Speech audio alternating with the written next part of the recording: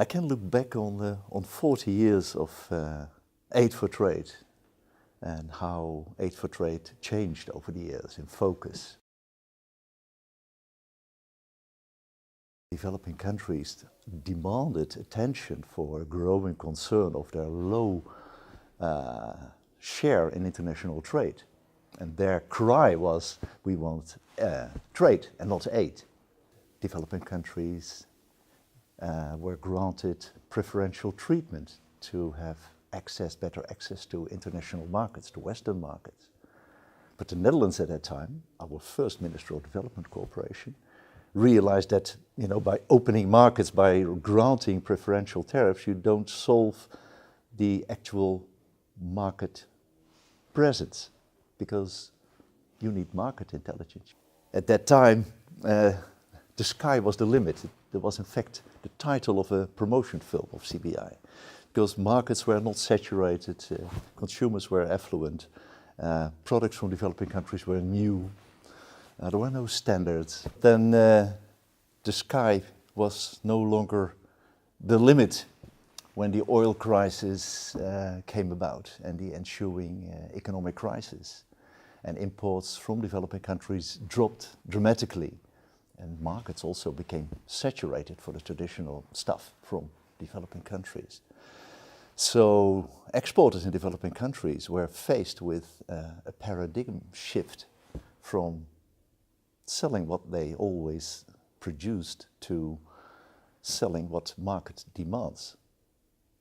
And we embraced that situation by helping SMEs and their SME support institutions to develop strategies, demand-driven strategies. Typical interventions to respond to this need for a market-driven approach was to offer in-depth information about the European markets. We became a knowledge center.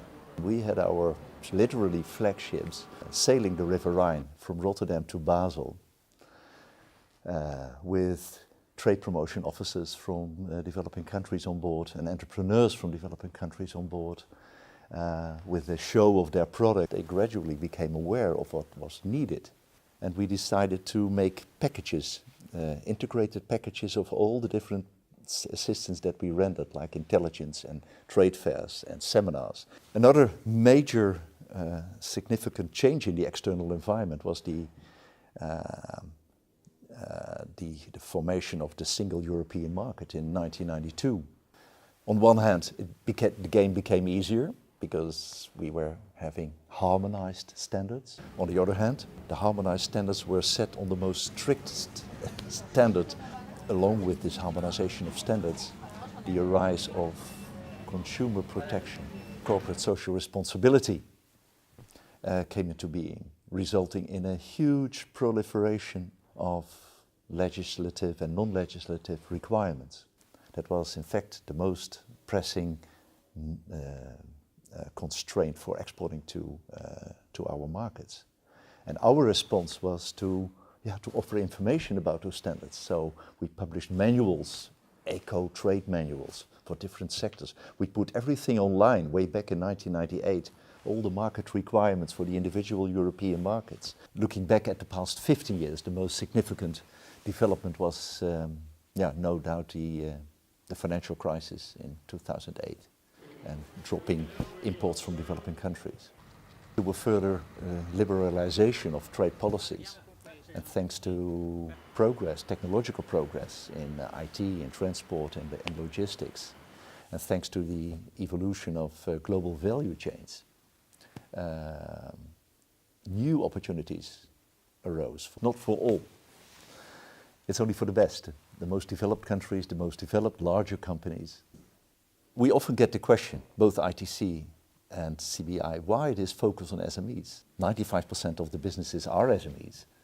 And those SMEs are responsible for 60 to 70% across the world for private sector development employment. And as such, they are a key to achieve inclusive, sustainable development. At the same time, if we look at figures recently published by the World Bank and by the WTO, we see that there's a shocking lack of presence of SMEs in international business. Only 6.7% of the total sales of SMEs in developing countries goes to direct export. And if you look at larger companies, it's double. The good news is that chances for achieving a larger share of international trade for SMEs are certainly there, because of the fact that global value chains are cut in different phases. Thresholds become lower for SMEs. If it is that important for the international community to enhance the presence of SMEs in international trade, what is the problem? What stops them from doing that? And the most important one is lack of knowledge. Lack of strategic knowledge on the global markets and on the rules of the games, and the lack of skills to turn that knowledge into action. So that's in one sentence where I think ITC and CBI is all about. On the macro level, policymakers are not always well informed about the needs of SMEs, because SMEs are not involved in making the agenda.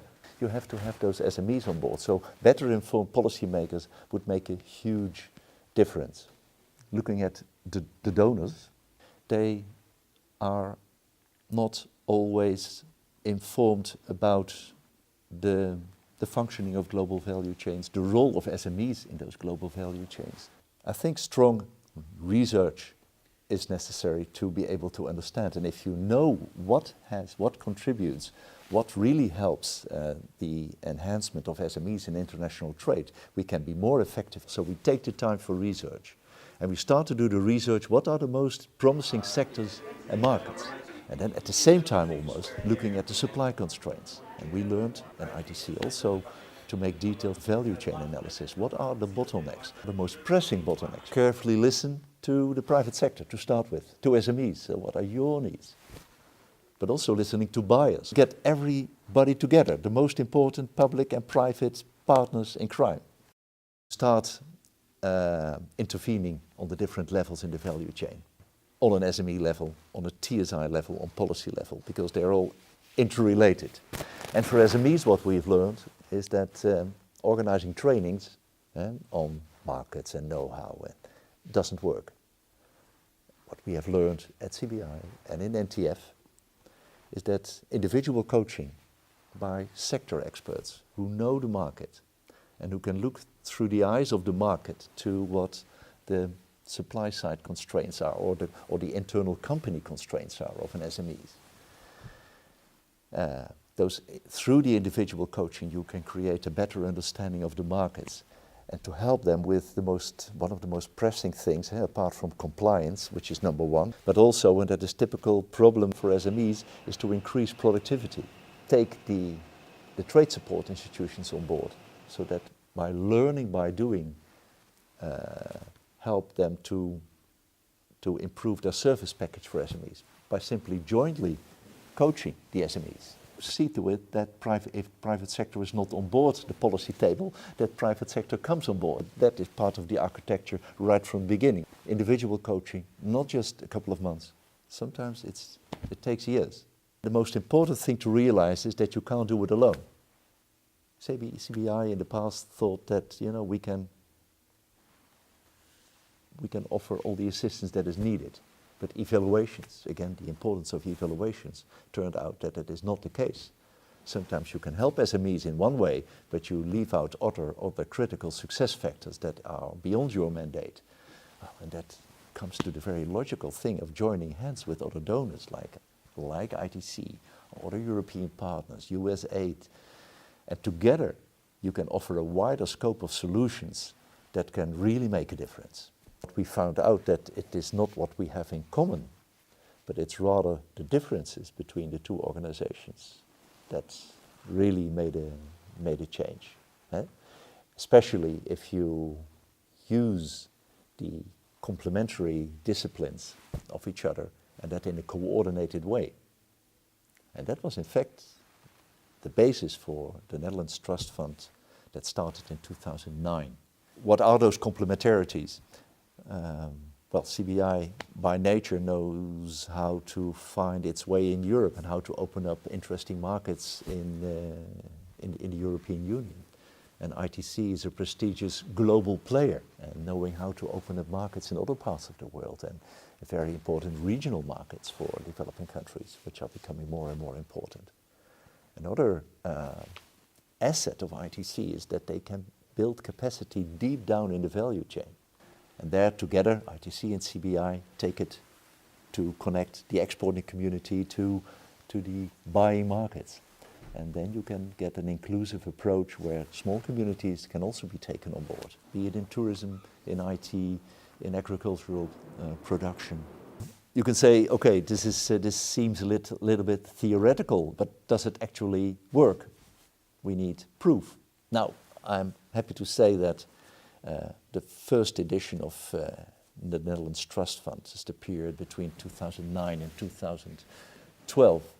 An impact evaluation that was carried out last year demonstrated a significant, and very importantly, a sustainable result and impact in the coffee sector in Uganda, with increasing incomes way down on the level of, on household level. The second project that was evaluated was Bangladesh in the new IT sector. We helped exporters to become independent, self-reliant on doing the business to business. And at the same time, building capacity in the sector association so that after our departure in Bangladesh, the sector association and the exporting community together are able to continue the business to business. And that has resulted in very good business and enormous amount of jobs because of that, of this approach. So yes, it can work. So we talked about this impact evaluation. Start on the highest level, on the aid for trade level. So when policies are designed for aid for trade. At this moment there is an utter lack of robust data. The aid for trade community would be in a much better position if we, all of us, take the responsibility to improve our monitoring and evaluation. So to truly understand in an independent way what works and for whom, or if it doesn't work, why. I'm happy to see that over the years, both ITC and CBI have made enormous efforts in developing result-based management. We built also monitoring and evaluation capacity among our partner organizations. And that is what we want at the end of everything. Well-informed SMEs, well-informed trade support institutions, well-informed policymakers, based on evidence.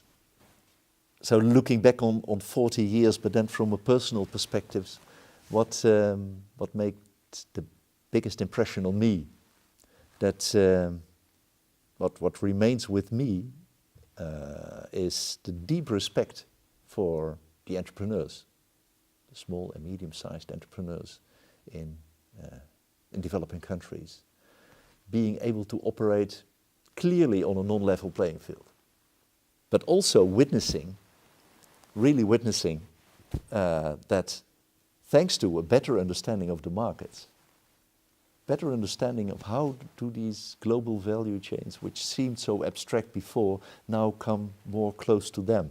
And that fact that they have better knowledge creates greater confidence, not only for the export managers or the owners, but it also makes a difference on the self-confidence and more pride among the employees in the companies.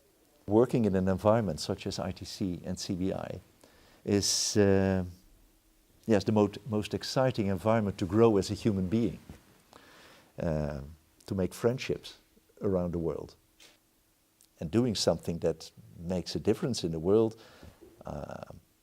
Because of all that, I've often felt myself to be a privileged person, to be in a position to do that.